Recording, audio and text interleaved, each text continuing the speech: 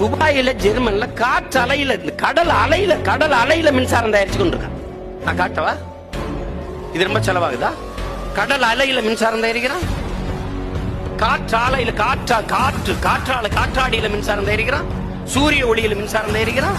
அதானி தயாரிக்கிறார். என் ஊர் கமுதி இல்ல. மேகமூட்டமே இல்லாத 365 நாள்ல 300 நாட்களுக்கு மேலாக மேகமூட்டமே மறைவே இல்லாது சூரிய ஒளியை பெற முடியுங்கிறான். போடு, ராஜஸ்தான் பாலைவனம் முழுக்க சோலாரை போடு, தயாரி. உன்னை யார் வேணாம்னா அந்த சூரிய ஒளி அந்த தகடை கழுவுறதுக்கு தண்ணி வேணும், அவ்வளவுதானே. குழாய் மூலம் கொண்டு போ.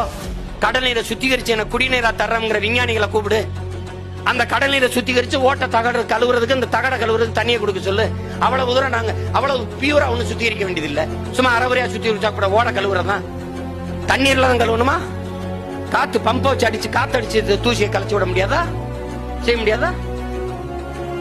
எந்த மாற்றே இல்லை என்பது போல, அணு உலையை தவிர வேற வாய்ப்பே இல்லை என்பதை போல நம் தலையில் கட்டுவது எப்படி இருக்கிறது?